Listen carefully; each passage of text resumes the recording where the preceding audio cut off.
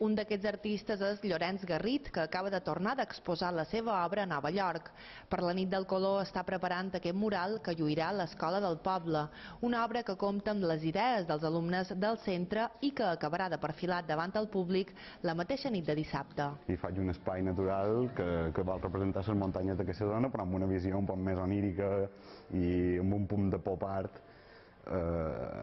i en els colors un poc que en els al·lots els estiren més i no una cosa tan figurativa com podria ser un quadre o una obra paisatgística.